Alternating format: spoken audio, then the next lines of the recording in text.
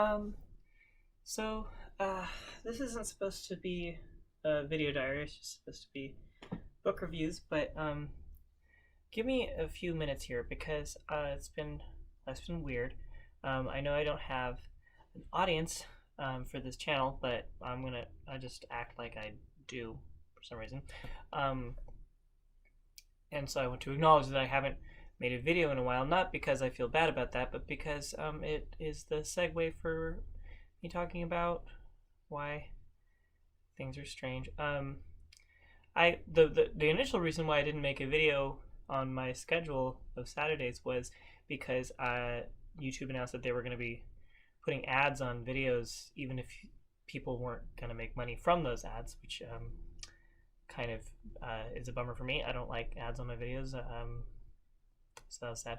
That kind of made me not want to do it. Then the COVID cases in my state were rising so much that I was convinced they were going to close the libraries. So I got like a huge amount of books all at once in case they were going to close the libraries, and that it was like felt like too much for one video, but I didn't know if I should split into two, and it got confusing.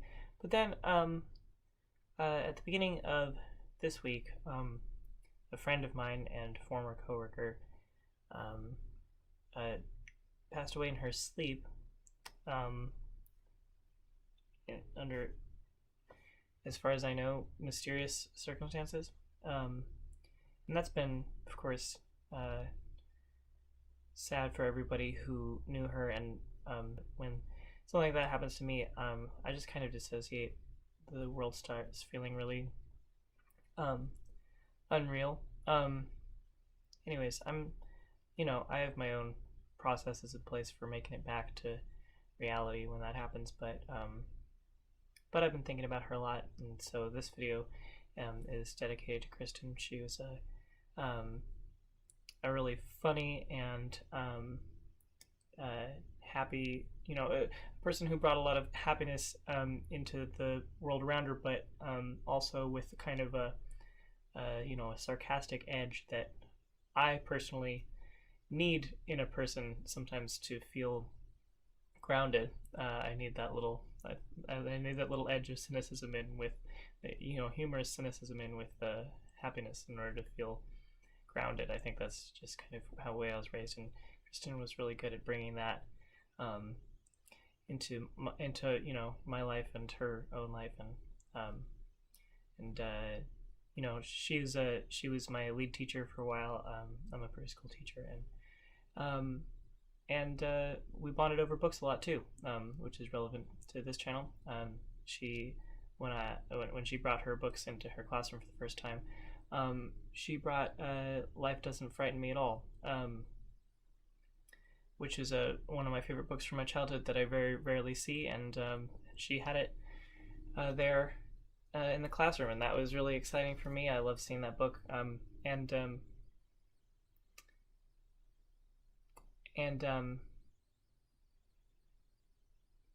I don't know, it feels sort of relevant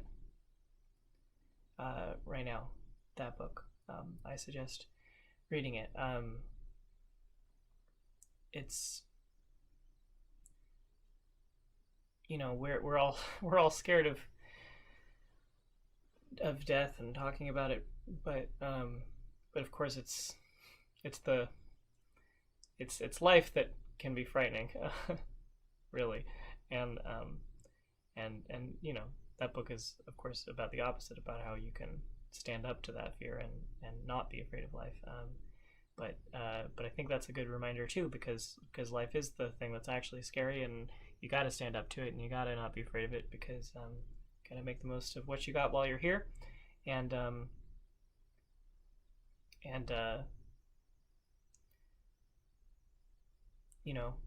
don't.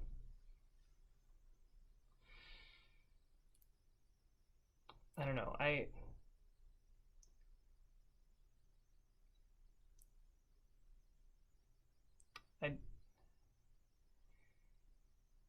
I don't know if this is a weird sentiment, but the loss upon death it's the loss of those living. It's the loss of the living. We've lost a friend. Um, I like to think that um,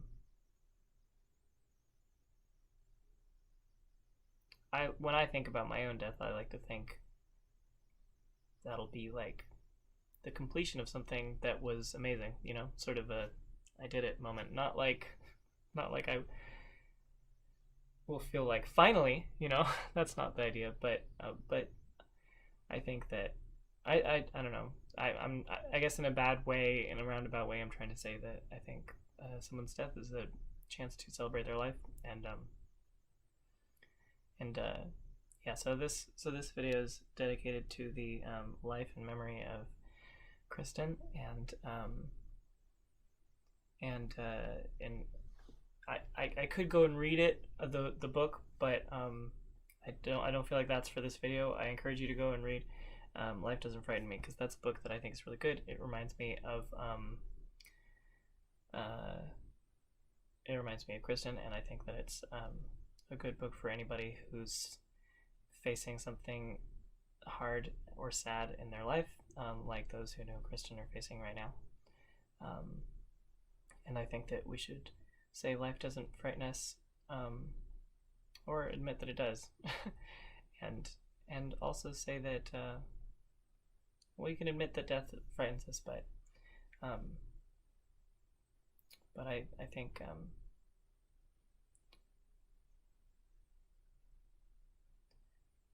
life is scary, and I think that we can believe that that Kristen is in a good place now, you know, a part of the world beyond the stresses of life, you know, the world that's, you know, right here, but that all of us have a hard time accessing, I guess, is how I think of it. Okay.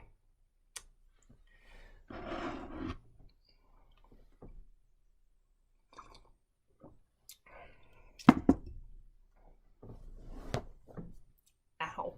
My thumb. I just cracked my thumb on my bed. Alright, let's see what I've got. So, I didn't review all the books that I have out from the library right now because it would be too many, but let's see if I can get some done. Of course, starting with my least favorites and going forward. Okay, so my least favorite is called Mysteries Magic Creatures. The reason I don't like this book is twofold. First, it's just a joke. Like, that's fine. Books can be funny, but this is just a joke, as in, it's just a book length setup with a punchline. This kid goes to a pet shop, and the pet shop has all these, you know, mythical creatures, and then he doesn't want any of them, and then, you know, she's like, well, I guess I don't have any pets for you, and then he finds a cat, and she's like, oh, but that's so boring, and he's like, no, it's not. I mean, it does turn out, they do a second punchline on you, and the cat can do magic and stuff. And then in the back, there's like a guide to various mythical creatures. You know, it's a book about made-up creatures. I thought I would be into it, but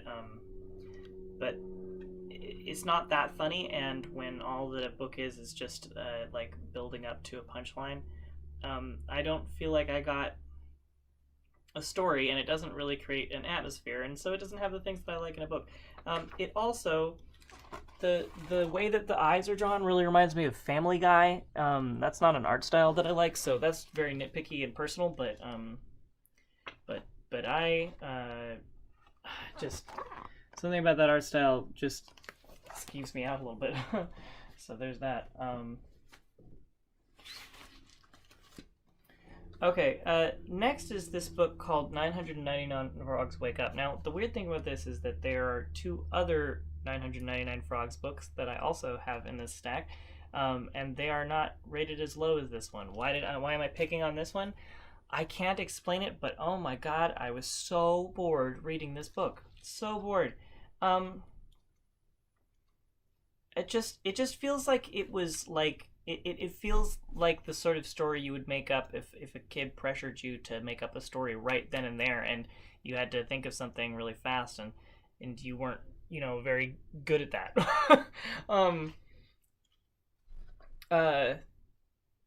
is a bunch of frogs wake up and they all pop out of the ground and someone's still snoring, and it's Big Brother, who is a character from the other books, but in the other books he's actually the smallest of the frogs, and it never says that he gets bigger than them. His name is Big Brother because he's the smallest brother, and he wants to be Big Brother so much that he adopts another creature that's not a frog, a little crayfish, to be his big brother, or sorry, to be his little brother.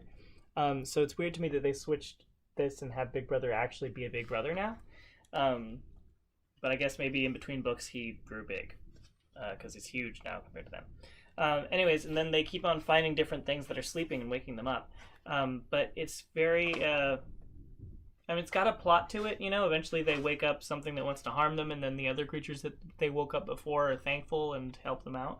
But it's just super repetitive and not in like a fun, rhythmic oral storytelling tradition type of way. It's just, they go like, oh, look, in that hole. Animal. Wake up, sleepyhead. Oh, look, another hole. And then they like stop at him. There's this point where they stop and they say, where is this?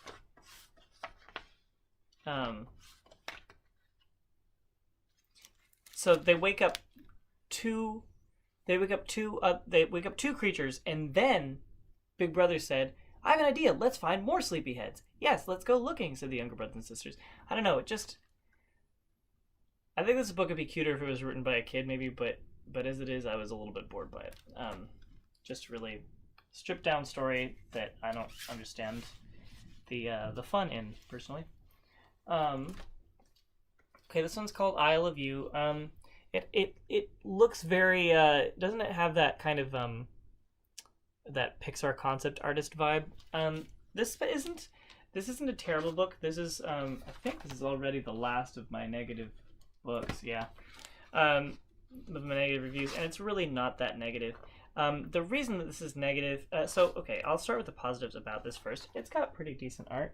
It's got definitely a cute style, nice colors. Look at that adorable elephant, super cute. The reason that this book bothers me is because it's basically one of those like don't be sad books. So like, my favorite thing is when a book can be like the kid was sad, and here's what it felt like to be sad. Like that's the way that I think a children's book should address, or any book really should address sadness or anger or anything like that. It's like, here's how to be in that emotion. Here's how to feel it. Not how to like stop it as fast as you can. You know what I mean? Which is kind of the vibe of this book. It's not as like desperate as that, but it's basically like anytime that you feel sad, here's all these things you can do to make you happy again. And I just don't like that. Like treating sadness like it's some sort of sickness to be cured doesn't feel very realistic or healthy to me. So it's cute, but I just don't appreciate the message. Okay.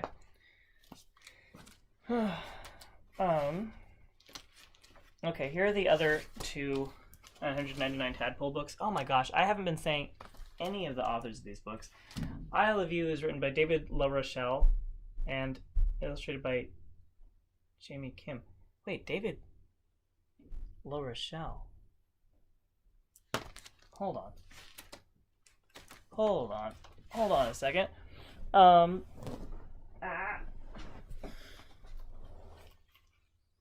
Isn't that the person? Wait a second.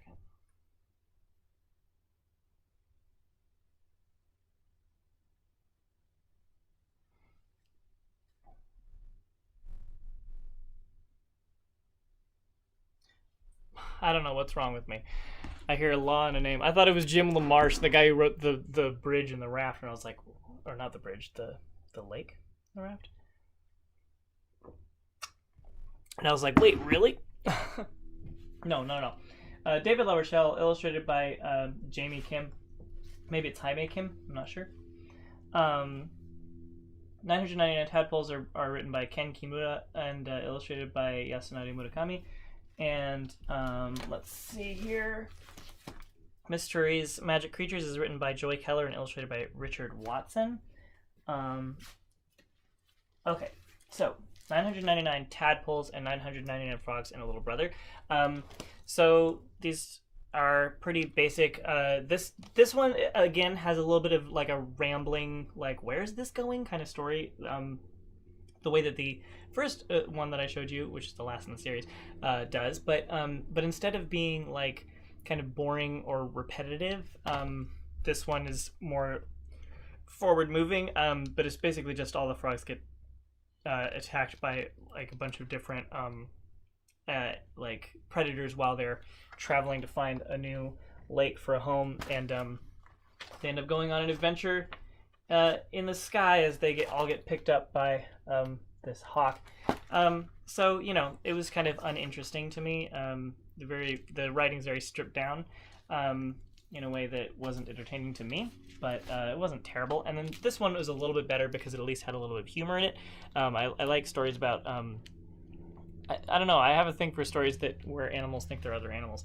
So in this one, you know, they're still, one of them's still a tadpole, and the rest of them are frogs. And then the one that's a tadpole meets this little crayfish, and the crayfish is like, "Oh, you must be my big brother because you're bigger than me." And so they act like they're family for most of the story, and I think it's a really cute little thing. And there's a great moment where, you know, a snake attacks the frog, but then the little crayfish stops the snake, and I think that's adorable. So I thought that one was better, but it's still just kind of like, just kind of meandering little stories that don't have a lot of substance to me. All right, the next one is Princess Land by Emily Jenkins. Pictures by Yoko Tanaka. This one looked like it was going to be like... I mean, I feel like I don't have to explain. You know, looking at this, the impression that I had from this, I thought it was going to be just really Disney-esque, I guess, is what I'm saying. It was interesting. For most of the story, so it's about this girl who's like... she's just bored and having a miserable time in her life, I guess.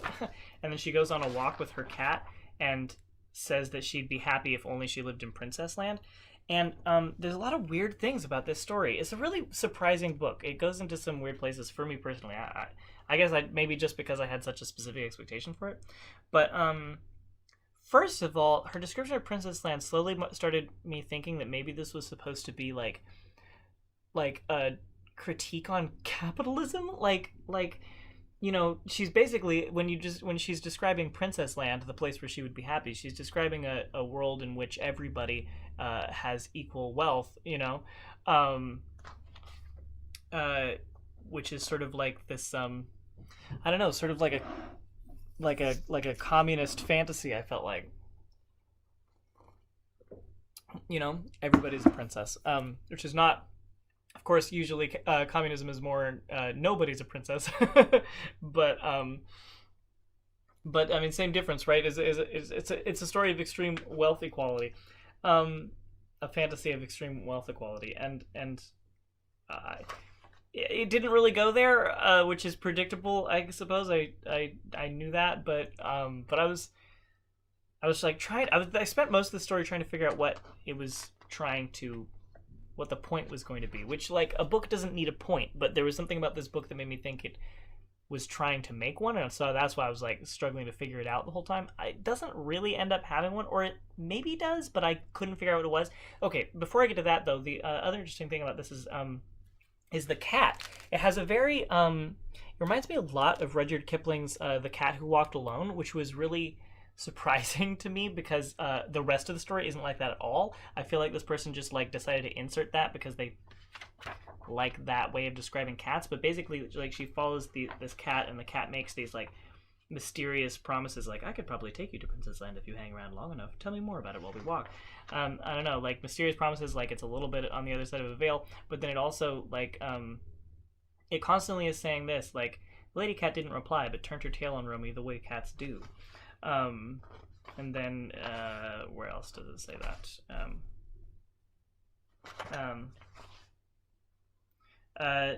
She missed the butterfly and then walked away all casual, pretending she never wanted it anyway, the way cats do. Lady Cat didn't answer. She was asleep or something close to sleep, the way cats can be. You know, and the whole time the cat is kind of having its own day, which almost feels like a side story, while the girl is just describing this fantasy world. The cat is like, hold on. like this one. Excuse me, said the lady cat, crouching. I need to catch this butterfly. She's sort of ignoring, you know? And I don't know, maybe So yeah, so in the end, it says, "Weren't you going to take me to Princess Land?" asked Romy. "I did take you to Princess Land," said the lady cat. "No, you didn't." "Ah, but I am sure I did." And the lady cat trotted into the house. Romy followed, and when she thought about it, Romy understood that the lady cat was right. I didn't get that. I don't understand from this story what the lady cat did that made her right. Maybe the cat's life is like a princess's life or something. Or maybe even though the world that she was in wasn't anything like the one she was describing, it also wasn't bad. So therefore, it was like Princess Land. I don't freaking know, but it ends as if it has a moral, but it didn't communicate one to me. So I don't know. I was just kind of like, where is this going? Confused the whole time I was reading this. Which sounds like a negative review, but overall, it was a pretty neutral experience. So that's one of my my first, or my, I guess the Frogs books were my first neutral books. That's that next neutral book. Okay. This one's called The Funeral. I got this before someone in my life died this week. So this was interesting. This is in my neutrals because I just feel like it's kind of like not very interestingly written. Oh, this is by Matt James. I just don't personally connect to the writing style very much. But I think that other than that, it's a really interesting book. Because well, the art is kind of it's not really my style, but it's an interesting like paint and collage mix, and there's moments where the people talk in word bubbles, so the art's pretty unique, and I admire that, even if I don't particularly connect with the style. Like paper cutouts and paint, which is cool.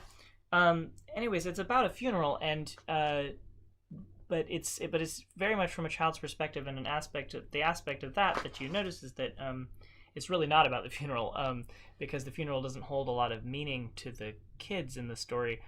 It's more just about the kids like playing and having a more normal day while a funeral happens around them. You know what I mean? Which is a really interesting perspective. Like here the funeral's happening and they're just passing this toy back and forth, and then like, oh, this is my favorite moment where she like smells her mom's purse, and it describes the smell of the mom's purse really well. I remember that smell.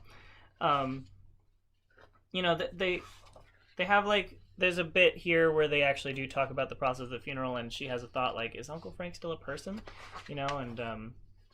And then after a couple of pages, it just kind of turns into them like playing outside and goofing around, and it really becomes nothing to do with the funeral for most of the book, pretty much entirely. And I thought that was it feels like a really realistic slice of life from a very from a perspective that doesn't get represented a lot. So I thought that was pretty good.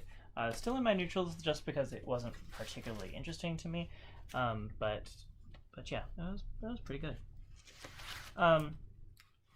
Okay, these next two are by the same person, Susie Lee. And I'm going to review them together as well because they are both entirely wordless, truly wordless. A lot of wordless books will have a little bit of words at the beginning. These ones don't at all.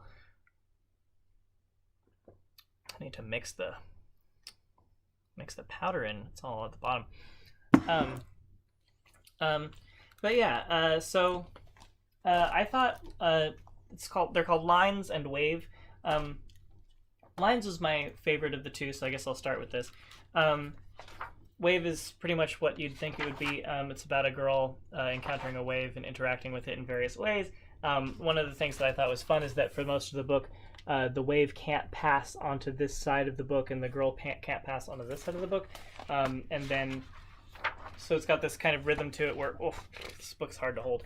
Got this rhythm to it where it like splashes up against the inner seam of the book, which I thought was really cool. But then the girl ventures out onto the wave side of the book, and then of course the wave ventures over into her side of the book. And anyway, she continues to play and have fun, and it's well illustrated, and it tells a brief but very coherent story.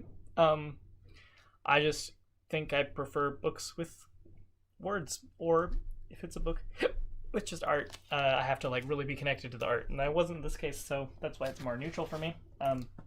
Similar story with Lines.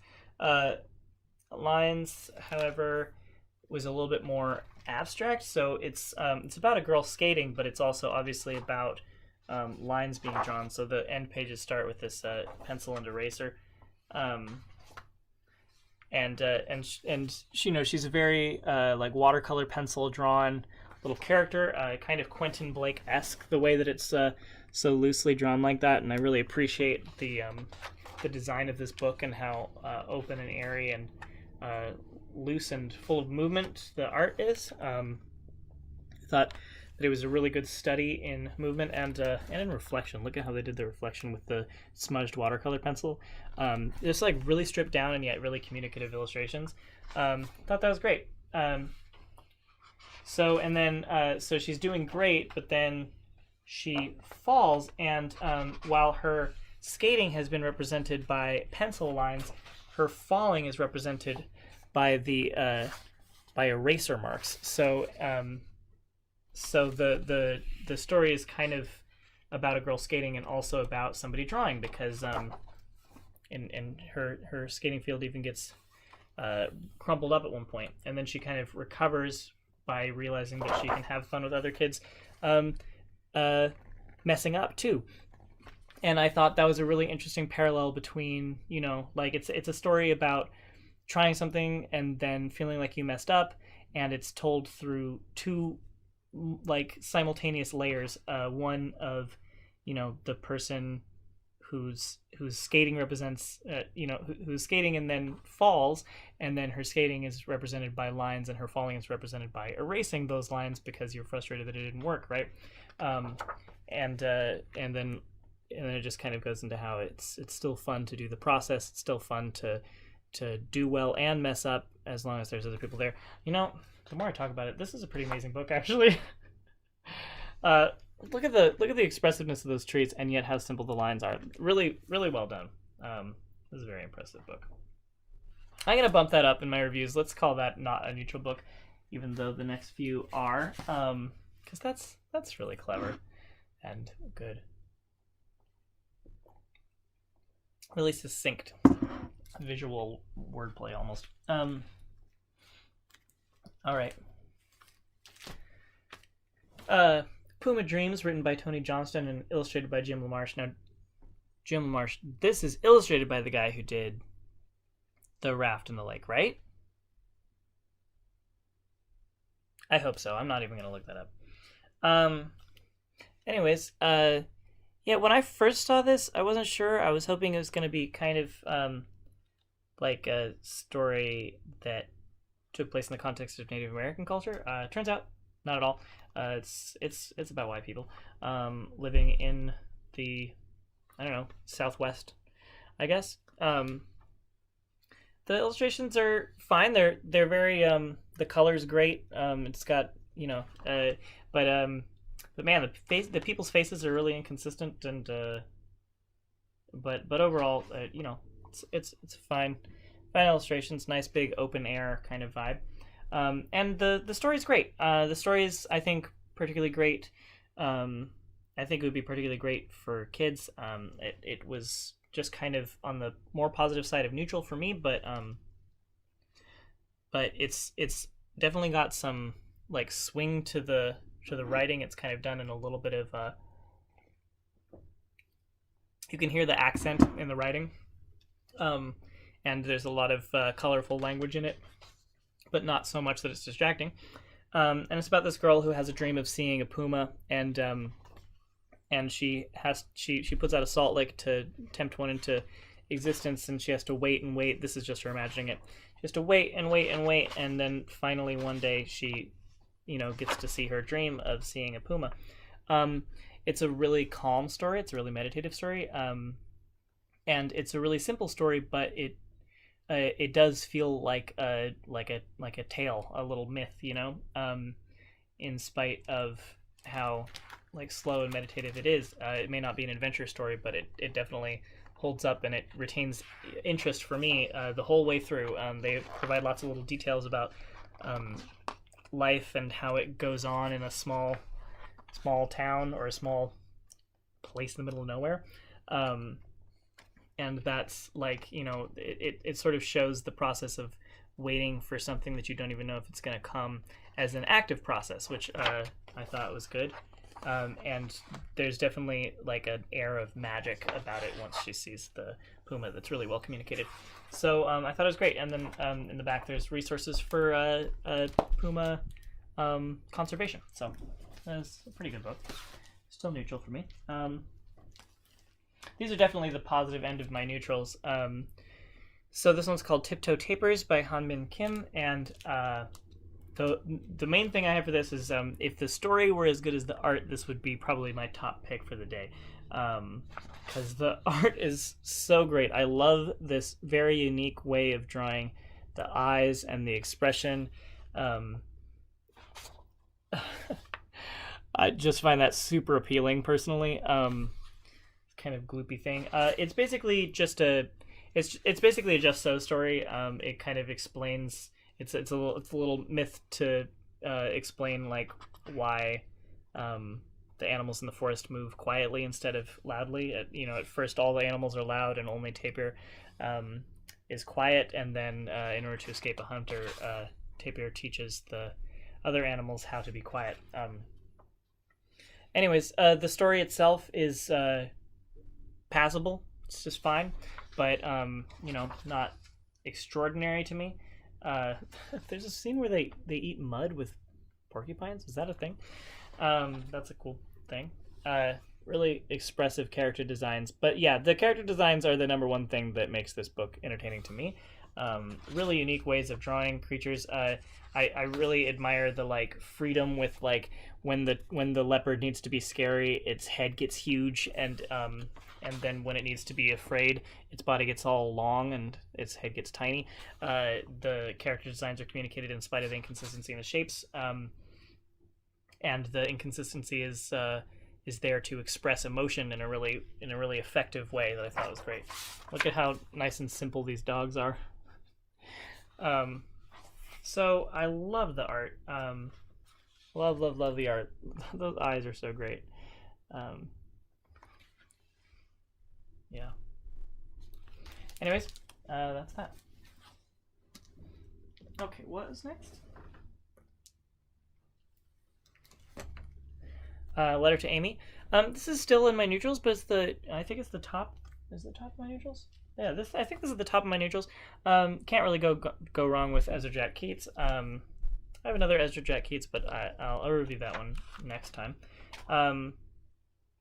This one, I was reading this aloud to a child that I know, and she really noticed the gender disparity in this book.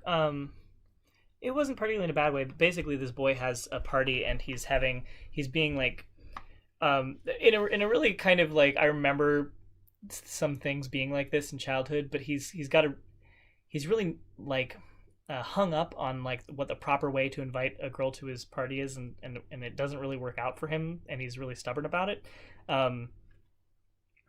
He's writing a letter to Amy to invite her to his party, and his mom's like, why don't you just ask her? You didn't write to anybody else, and then he's like, no, it has to be a letter for no explained reason. But I remember childhood being like that, like, no, it has to be this weird thing that I just decided in my mind, and for some reason I completely fixated on, and I won't let go of. Like, I remember being like that when I was a kid. I don't know if that's universal or not, but I remembered this. Anyways, he wants it to be special, and then of course it doesn't work out because of all these mishaps. And she almost doesn't make it to his party, but finally she does. So she's the only person that he wrote a letter to. And you realize that part of the reason might be because she's also the only girl at his party, which stood out to the girl that I was reading this to. I don't think it's terrible, but she's here in a pink dress, and all these boys are, well, with the exception of this guy, are in blue, and like it's not a big deal at all. But there's like a sub kind of commentary on the division between the genders in this book, which I don't know. I guess must have been kind of intended, but it was interesting. It's more of a commentary than it is an approval of that division, and the art's great, so I don't think it's bad, but it definitely stood out, and but I think the best thing I could say about this book is that it shows it kind of like is a story about how kids can get like hung up or obsessed on a really specific outcome, and it can go really badly, and they can end up like not getting what they want because of it, and they can end up hurting their friends' feelings because of it even, and yet it says all of that. It kind of shows you that that's a part of childhood life without passing judgment on it. So I thought that was good. But also a pretty simple story that doesn't really pack much emotion for me. It's kind of an awkward story about somebody who is being weird about inviting a girl to his party, and then she almost doesn't come, and then she just does come in the end. Well, the end. Okay. All right. Now getting into my positives. Most of my positives today is Bag in the Wind. This is by the person who wrote House Held Up by Trees, I believe, Ted Kuser, illustrated this time by Barry Root. I got some of his books really intentionally because I freaking loved House Held Up by Trees. This one is a little bit more, it feels a little bit more pretentious to me. And the main reason it's the lowest on my positives because it's really long and kind of not particularly entertaining, but I still thought it was positive. The prose itself is really good prose. It's well written. It has a really calming, like E.B. White-esque kind of gentle writing style. And it kind of, without feeling too heavy-handed, is sort of educational about some parts of the world that go unseen by a lot of people. Starting out with, what it's like to work at the dump a little bit. But then on not one, but I think 3 separate occasions, briefly highlighting the lives of homeless people. So I thought that was really cool. The illustrations are, good, appropriate, very, very, they feel very appropriate for the writing style. This kind of, calm, quiet Americana. And it just goes, there's just a bag blowing in the wind. A bag blows out of the dump and blows in the wind and blows to all these different people who use it for different things. So it's kind of, it's obviously got a lesson. It doesn't feel too heavy-handed, but it's obvious that the lesson is there, that there's a lesson about, not throwing away bags and recycling, which it does talk about at the end of the book, of course. So that's very intentional. And, I don't like books with lessons in them, but this one didn't, feel like it was over the top, and I felt like I appreciated the non-judgmental, very human approach to depicting homelessness, which I think is something that should happen in more books. There's a book I recommend. I can't remember. I think it's called like Still a Family or something. That's about a homeless family. I recommend looking that up. Anyways, lots of homeless people in this book with different experiences, and they don't spend too much time on any of them because each page pretty much skips to a new person, but they do it several times, and I thought that was great. They don't just have like one homeless character, Okay, next, on Monday When It Rained. Mostly the reason this is higher up in my list is because it's very unique. Kind of reminds me of my childhood too a bit. I feel like books with photographs, like children's picture books with photographs, was more of a thing in the 90s somehow. Maybe I'm making that up, but that's my feeling. I feel like nowadays all the kids books kind of look like, all the popular kids books kind of look like animation studio concept art, very trendy style, and this is sort of, I don't know, this gives me 90s vibes. Probably was. I mean, come on, it must have been. When was this made?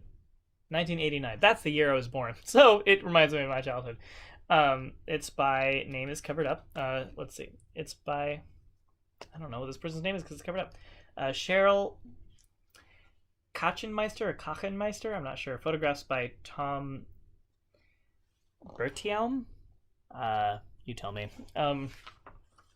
Anyways, it's really simple. It's just a series of scenarios. On Monday when it rained, my mother said I couldn't play outside. I was disappointed. And then, it gives the scenario and then ... and then it says the emotion and shows the picture of the emotion. And that's it. This was fun because of the structure of it to read to a kid because, like you can read this and be like, what do you think they're gonna be, and then turn the page, and then if they can't read, if they can read, then they get the answer, and if they can't read, then you can be like, what emotion do you think that is? And I think it's not super well communicated all the time. Embarrassed is a hard emotion to guess regardless of the photo, but we got to talk about it, and of course there are no wrong answers. It's fun to just interpret a person's face, regardless of the word that is quote unquote correct. So that's about it. You get the idea. I just thought, hard to be less hard to be hard to be any more evocative of emotions than just straight up photos of a child's face making those emotions. So I thought it was a good book. It's got emotion in it. It's got a really simplistic story. It's to the point. Oh, and it even says it in simple, straightforward text and marvelously expressive pictures. Yep, that's about it. Okay. All right, next we have another Cheery and Cheera book. Now, usually my Cheery and Cheera books are way up at the top.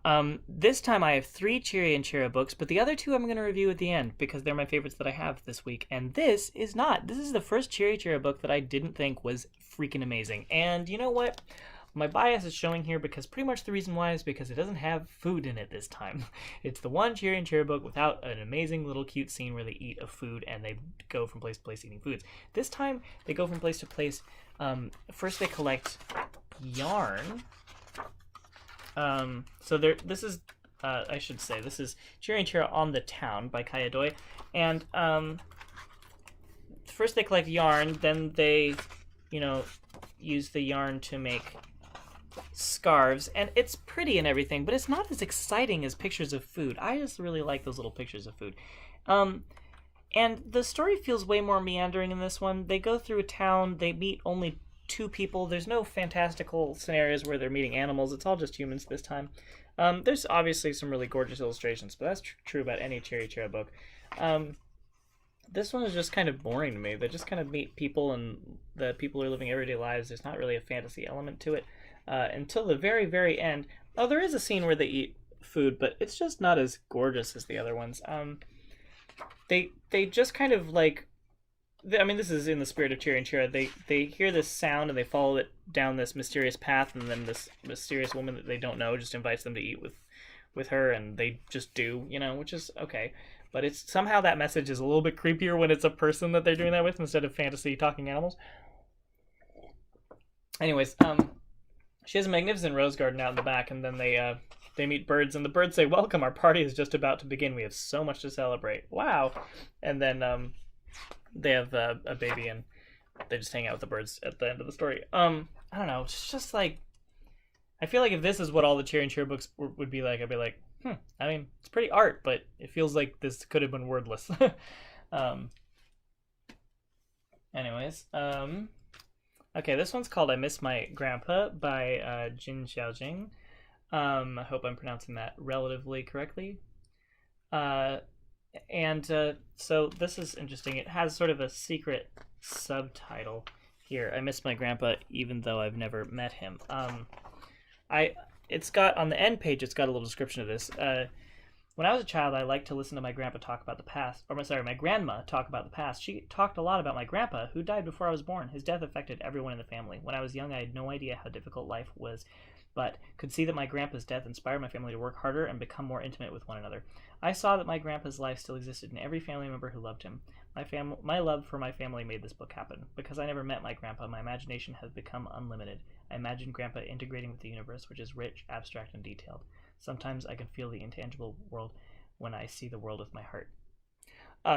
This one's another one that feels kind of relevant to me, having known someone who died this week. This book is so beautifully written. It's also, this is kind of fun, it's also got a full Mandarin translation in the back. I don't know what to say. It's the story is summed up in that description I just read to you. It's a girl asking what her grandfather is like, and she's asking what her grandfather looks like, and her grandmother and other members of the family are saying, this member of your family has his nose, this member of your family has his eyes, his hair, etc. But then they go on with each of them to talk about how that feature, is sort of expressed through something in his personality too. So, um, you know, your youngest Uncle Mason has a face shaped most like your grandpa's, and Uncle Mason says, your grandpa's face is very far away like the moon in my memory, although sometimes I still dream about him. Your middle Uncle Changzi has your grandpa's eyes. Uncle Changzi says, when your grandpa looked at the world, he was quiet and patient like a crocodile, and when he closed his eyes, his imagination sparked. So, it talks about how that feature, it ties that feature into some relevant feature of his personality.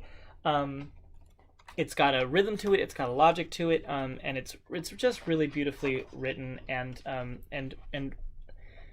in a unique but still simple way. It really communicates better than almost anything I've ever seen that idea that the person that the people that you love that pass away live on through the people that they affected in a really tangible, real way, and live on in the universe around you, and exist in the lives of even those people who never met that person, because of the way that they changed the world simply by existing, not by doing anything amazing, but just simply by existing and being loved by people. Really, really well written. Promise I would have thought that was well written even if I weren't dealing with a little bit of grief myself. Okay. This pile of books is getting unruly over here. This is Bell on the Bridge. This is another Ted Kooser book, and illustrated again by Barry Root. That's the same person as before, right? This one is better than the bag story. It's more of a story, instead of a expose or the other book felt like a documentary. This one feels like a children's story. It's about a young boy who goes to stay with his grandparents during the summer and is bored, similar to The Raft by Jim LaMarche. And so it's got just some nice, it spends quite a while just talking about sort of the way that summer is a thing to do in childhood, and it does depict the character as a little bit bored, but it also depicts them as busy. And I just remember that, and I think that's an important thing for adults to be reminded of, is that sort of that reality that I remember of being a kid in the summertime and not having anything that I needed to do, and not feeling like I needed to find something to do, but simply having the world around me in whatever state I found it to be the thing to do. He's got a special weed whacking stick, so he just hits weeds, he swipes down grass and just being in the world and doing whatever is right in front of me. I remember that being the summer vibe, and I think that's an important thing to reconnect with every now and then as an adult. Anyways, eventually he settles upon this sort of random obsession that brings a lot of excitement to his day in spite of its simplicity, and I think that that's a nice message, of ringing the bridge like a bell by hitting the metal on it with a rock. And then it presents a very atmospheric mystery of it echoes back, but then another ring starts coming back that's not the echo, and he never finds out who it is. And there's a great scene in the end where they're going home and they pass another bridge, and he's like, wait, can I get out? And he goes to the other bridge and finds the evidence that another kid was, in fact, he wasn't crazy, that another kid was in fact ringing another bridge back at him. I wish they'd left it at that. The end of the story has that kid, not from his perspective, but from the audience's perspective, coming out, and that kid,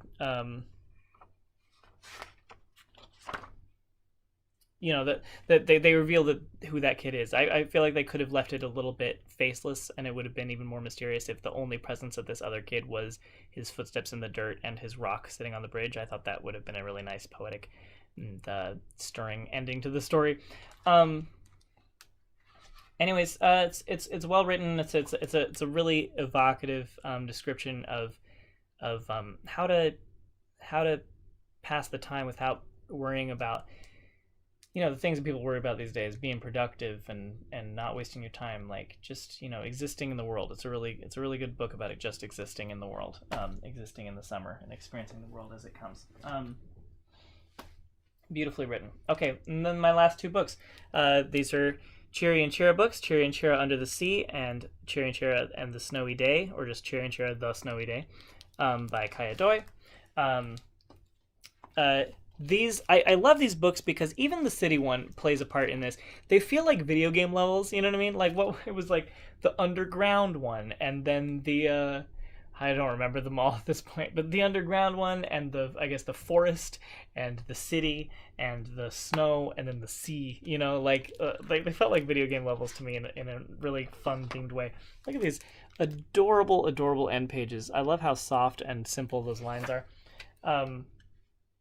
They go out for a bicycle ride once again into the winter, and then it really quickly they get into this sort of like gorgeous ice palace world, and they deliver with this fantasy food pictures. They go further into the ice cave. They find more animals, and then oh my god, this is okay. First, I want to show you where's the food. Isn't it in here? Oh no, the food I'm thinking of, that's in the other book. I get them mixed up. I thought this was so beautiful. Cheery and Chira join a game of marbles. The marbles are the frozen buds of many kinds of flowers. Isn't that a gorgeous idea? And then they do not simply let that idea sit. They use it to the most. They find a hot spring. They dip their marbles into the hot water, and the ice on the buds melt and the flowers bloom. Oh my god, I just that's so beautiful to me. I really like this idea of these stories that aren't trying to tell a narrative so much as they're just trying to create these beautiful little scenes. These books are so good at that. More gorgeous food. It's everything that you come to expect from Cheery and Chira. They watch fireworks through their they watch shooting stars through this. Mysteriously, the top blocks in their igloo are perfectly clear. I don't know how that's supposed to work.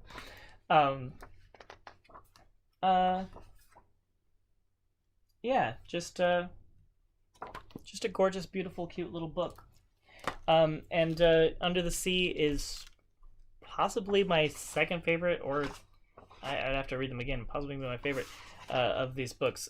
They go into a cave, and then the cave leads them out into the ocean, which is so cool. And gosh, they're just a real opportunity for this author to flex with these beautiful, colorful illustrations. They really make the most of the setting to make some beautiful art.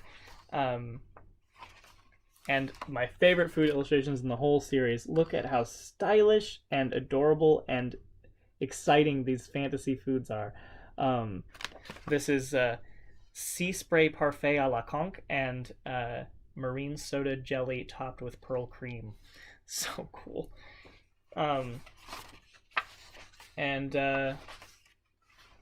Just lots of, they go into the deep sea. They don't spend enough time in the deep sea, in my opinion. They could have spent longer there. They just find some treasure down there. But beautiful, cute little book. Oh, excuse me. That's Cheery and Chira for you. So anyways, that's a pretty simple stack. I wasn't super enthusiastic about anything this week, but that's what I got, and at least we're under our last time. We were getting longer and longer with each video for a while. I recommend many of those books, and I hope you enjoyed. Okay, I'm just going to end it there. Hug your loved ones, okay? Okay, bye. I was going to do this part of the video while I was walking to the library. I forgot again to review some of my books that I didn't finish, but I'm carrying my books to the library in a giant suitcase now so that I don't kill my back. It turns out it's really hard to hold your phone, hold up a book, and pull a suitcase at the same time for some reason. The limitations of my anatomy. There's just a couple books that I forgot to mention because I didn't finish them at all. And those are, I read most of We Have No Idea, A Guide to the Unknown Universe, and it was good. It's very, if you've ever read this really great book called The Way Things Work, that kind of details for kids, stuff about biology and other micro sciences and stuff. It was just a humorous book about the things that we still don't know about physics, which is great if you need an introduction to the subject. Absolutely recommend it. Unfortunately for me, the reason that I was getting is because I have my introduction to the subject and wanted deeper answers, and it didn't particularly provide that. The other one that I have here is called... Sorry. The other one that I have here is called Gideon the Ninth. I was really excited to read this because it sounded like it was really kind of like... I don't know, I was expecting it to be... sorry, this is by... Who is this by? Tamsin Ware, and We Have No Idea is by Jorge Cham. Is it Jorge or George? Cham and Daniel Whiteson. Anyways, Gideon the Ninth I was really excited about because it sounds super surreal, right? It's like necromancers, dueling mayhem... Wait, what does it say? Lesbian necromancers explore a haunted Gothic palace in space. Decadent nobles vie to serve the deathless emperor skeletons. You know, it sounded really over the top, and it has a lot of attitude. Like the writing is like, you know, very not internet speaky, but like it feels youthful. There's a lot of sarcasm and swearing and crude language, I guess is the right way to put that. I read the first, I think, 4 or 5 chapters. I had to stop because I got really bored, which is shocking because the setting and everything should have been pretty out there and exciting, but it just didn't feel very action-packed. I mean, there was a fight scene in the first couple of chapters, but it just didn't feel action-packed. It was not action-packed because it was really focused on world building, and it was good world building, so, you know, it would normally be fun for me, but I don't know. Something about the writing style just felt a little bit too slow for me. I think it had a lot of focus on kind of like Buffy the Vampire Slayer, like badassery and like one-liners, I felt like, and that just doesn't ever appeal to me. So to me, it wasn't funny, and I think that if you find like badass one-liners like funny or empowering, then maybe you'd enjoy it. But for me, that doesn't do anything to me personally, so I was just kind of like waiting for it to get to the action, and my patience wore out before it got there. So, yeah, I mean, you know, still probably good, but not my thing, I guess.